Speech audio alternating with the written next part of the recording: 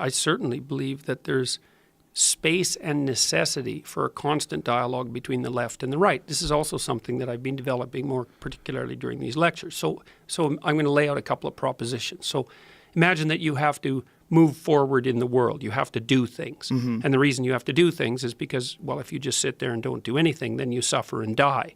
So that isn't an option. You have to move forward. You have to move forward towards valued things. So you have to have a value hierarchy. It has to be a hierarchy because one thing has to be more important than another, or you can't do anything, right?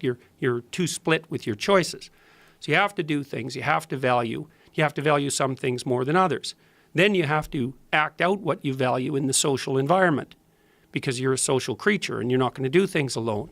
Then as soon as you start to act out things of value in the social environment, you inevitably produce a hierarchy. And the reason you do that is because no matter what you're acting out, some people are way better at it than others. And it doesn't matter. It doesn't matter if it's basketball or hockey or plumbing or law. It doesn't matter. As soon as there's something valuable and you're doing it collectively, there's a hierarchy.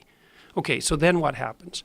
Well, the hierarchy can get corrupt and rigid, and then it stops rewarding competence and it starts rewarding criminality and power. And so there's always the danger the hierarchy will become corrupt. The right-wingers say, we really need the hierarchies and we should abide by them. That's sort of the motif of patriotism and positive group identity. And the left-wingers say, yeah, but wait a second.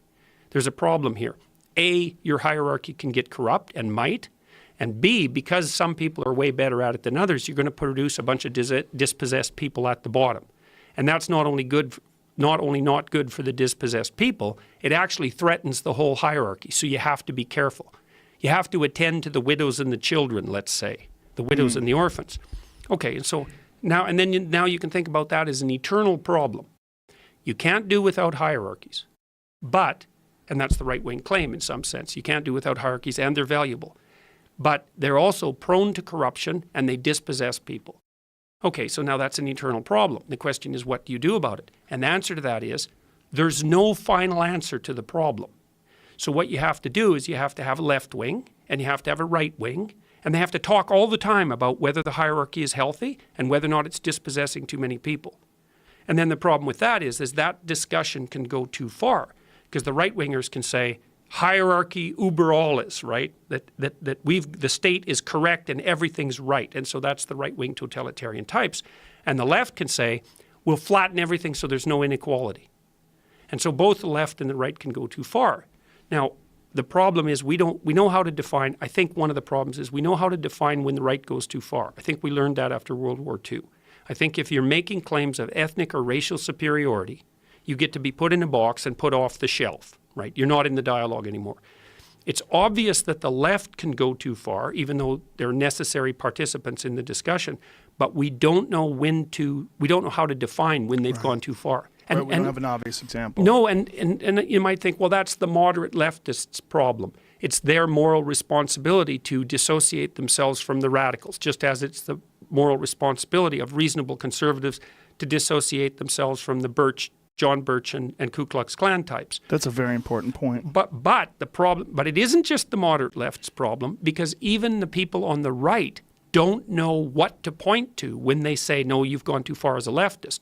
Now, I've tried to, it's complicated because I think it might be more than one policy. I think the really deadly leftist presumption is equality of outcome. I think as soon as you start talking about equality of outcome, you should be put in a box and put off the shelf. But it isn't obvious why. Like, that doesn't sound like, white people overall. It doesn't have the same guttural punch that the excess of the right has. It's, right. Well, you're for equality of outcome. Why is that bad? Well, it's bad because when you play it out in society, and there's endless evidence for this, it's an instantaneously murderous doctrine.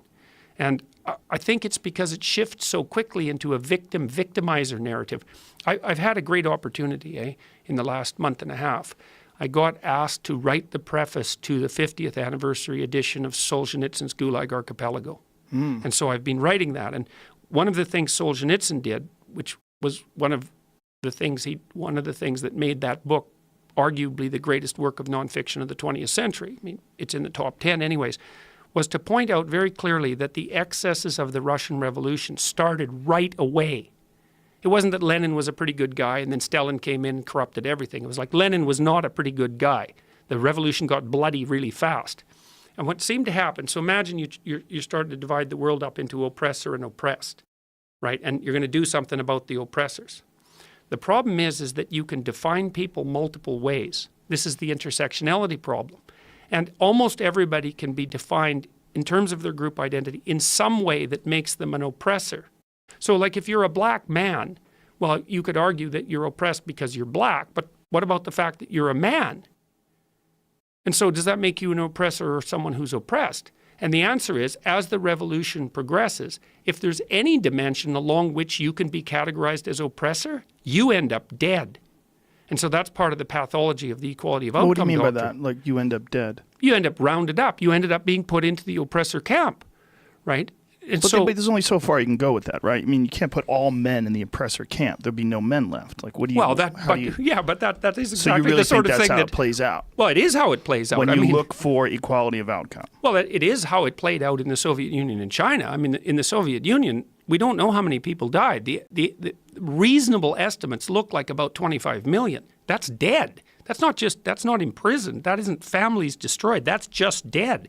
And in Maoist China, it might have approximated 100 million. That's just internal repression. And so what seems to happen as soon as you decide that the hierarchy is unfair because there are oppressors and oppressed, then you can go after the oppressors with moral virtue. But the problem is that there's almost no limit to the number of ways that you can categorize someone as an oppressor.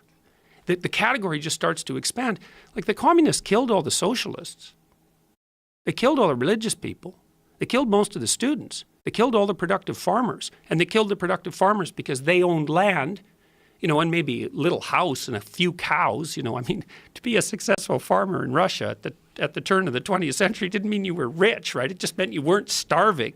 It's like they killed all those people because they were oppressors, because they had more than someone else. That's how they defined it in order to get the people to rally against it. Yes. Yes, and the definition kept slipping because, well, look, even now it's like, well, let's say we rally against the 1%, and those would be the money owners, let's say. It's like, okay, who's in that group? Well, everybody in North America is in that group.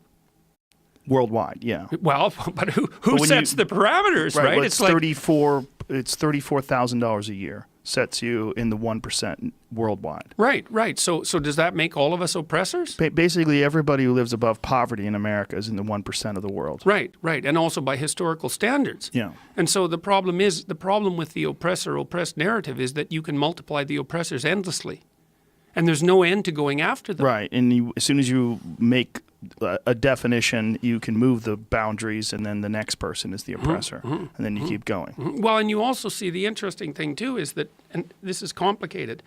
So I've been thinking about this proclivity of the left to destroy members of the moderate left. It's like there's the game. Part of the game that's being played, as far as I can tell, the ideologically pathological game is I'm more virtuous than you.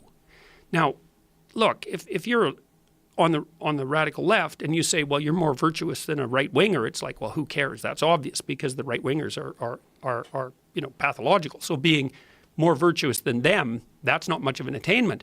But if I have my moderate leftist compatriot standing right beside me and he's pretty damn virtuous, but I'm even more virtuous than him, then that's a real attainment on my part. It's a moral attainment with no effort on my part. If I can figure out some way of classifying that previously virtuous person as an oppressor along some dimension, then all of a sudden I get an increment in my moral virtue. And that happened all the time in these leftist revolutions run amok. That was just a constant feature. So it's not good. It's not good. Why is it, and this is something that's always puzzled me, why is it that the left is defined by, there's certain values, and one of them is when you look at the right, you automatically think of racism, potential racism at least, dislike for gay people, homophobia.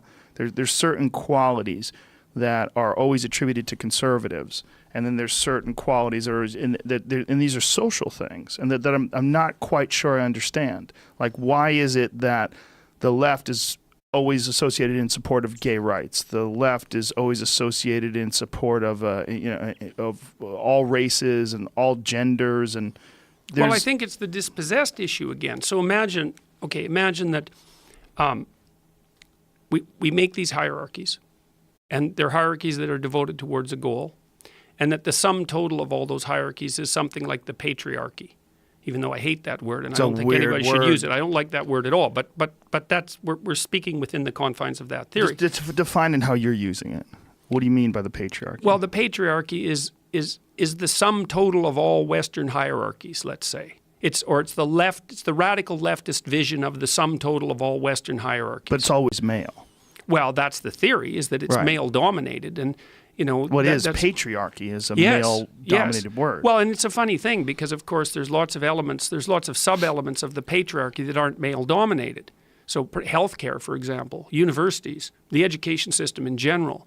There's lots of places where these sub-elements are female-dominated. But so do you I don't think know that they're defined as the patriarchy? Do they define healthcare? Well, it's a good question, Joe. I don't know what happens.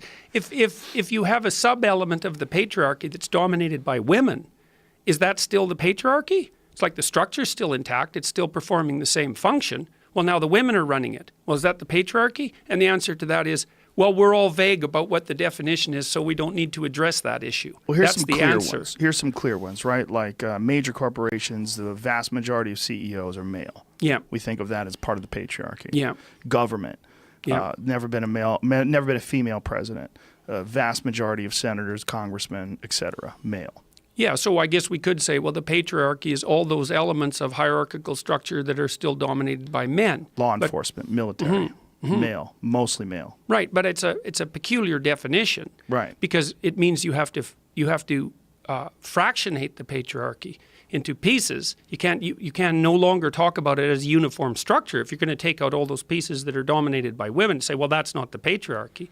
But the thing is that the whole concept is so ill-defined that it begars description. But it's always power, though, right? I mean, that's the other thing. That's the claim. The other claim is that all hierarchies are predicated on power, which is a claim that's absolutely appalling. It's like plumbers.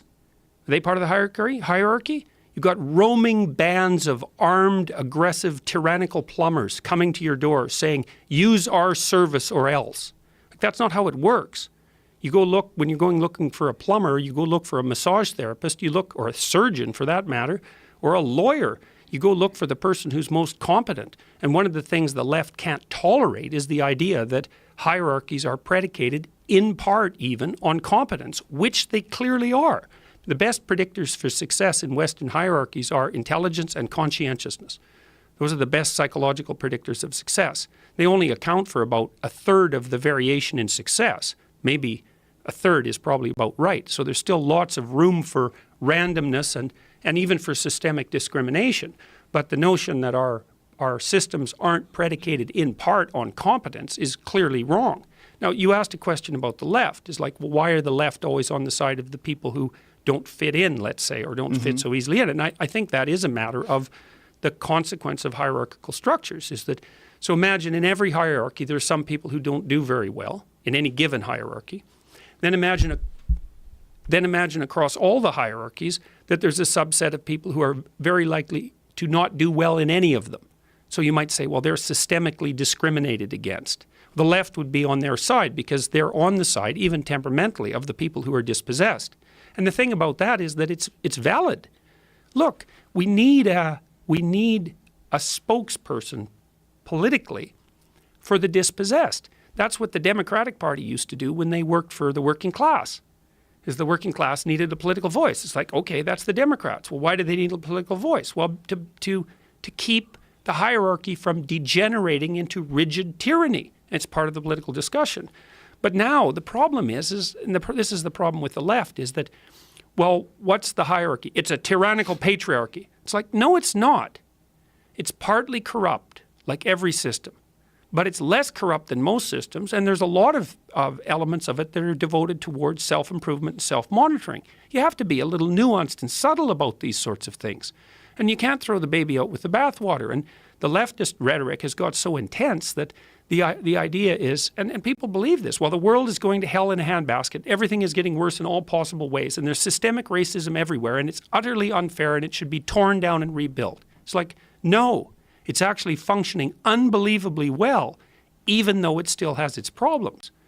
You know, and there's a big difference between saying there's systemic racism everywhere, and the reason that there isn't perfectly equal outcomes is because of prejudice, and saying, no, look, the system is functioning, let's say at 75%. It's doing all right. It's got some problems, including systemic prejudice, which hopefully will work themselves out across time and which show every bit of evidence of doing so.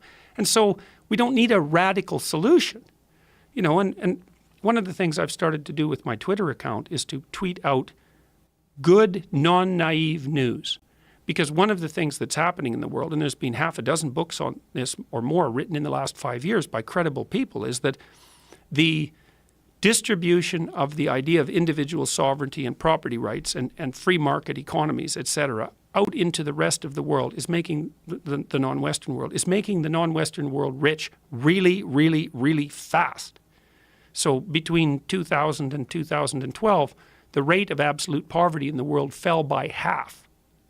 It was the fastest period of economic development in human history. We beat the UN, we beat the optimistic UN target by 3 years. Staggering.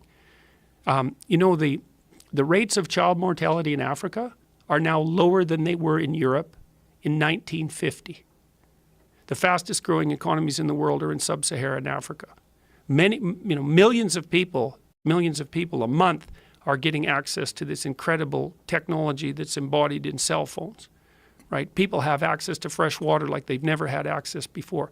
The kids are getting immunized at a rate that's unprecedented, and yet we have this idea that's become rampant in the West that there's something ultimately corrupt about the patriarchal tyranny and that it has to be dismantled right down to its core. And a lot of that's being taught by the activist disciplines in universities. And I just don't get it. It's not acceptable. So they see these hierarchies and their proposal to level everything off and to take away the insane power at the very top is equality of outcome. This unproven in terms of it's never been done successfully to a utopian. Right. Well, I also don't even think you can do it in principle, because if you accept the proposition, the propositions I laid out, which is you have to pursue things of value, and if you pursue things of value in a social space, so you do it cooperatively and competitively, you do it with other people, then you're going to produce differential outcome because people will be differently good at it. Yes. Well, it's like, okay, you don't believe that? It's like, okay, do you listen to random selections of music online? Or do you do what everyone else does? You go for the 0.1% of songwriters, and you only listen to them. You only listen to you only read the productions of 0.1% of writers. You only listen to the podcasts of 0.1% of podcast broadcasters. Right? When you watch sports on TV, you only watch the athletic contributions of 0.1% of athletes. So, like, where's the equality exactly? Where's that in your life? You people who are pushing for equality of outcome. You manifest that in anything you do? You don't. You're unbelievably selective, just like everyone else. And the reason you're selective is because there are things that are happening that need to happen or that are entertaining and interesting, and you want the best in all of those realms. That's how it works. And there is a best. That's the other thing that's so painful. And that actually is painful. You know, here's a problem of dispossession, a real problem. One way to not do very well in any hierarchy is to have a low IQ. And so IQ is normally distributed. And if you have an IQ of less than 85, it's hard for you to read well enough to follow instructions. That's about 10% of the population, might even be higher than that. Okay, so given that lack, how are you going to compete? And the answer is, you're not. Because low IQ is a good predictor of poverty. Now they spiral because, you know, if you're cognitively, if you're less cognitively gifted, and you have children, they're going to be in a less enriched environment. These things spiral, but you still have the essential problem. That's the essential problem of the dispossessed. It's like hierarchies are complex tools to attain necessary goals, but they dispossess people. What do we do with the people that they dispossess? The answer is, we don't know. So we have to talk about it constantly to figure out how to solve it, because it's an ongoing problem that transforms, and that's the reason that political dialogue is necessary. And then the danger is that the political dialogue will polarize into the radical left, no hierarchies whatsoever, or the radical right, our hierarchy is 100% right at all costs. And so we have the eternal problem, and those are the two poles that we have to negotiate between.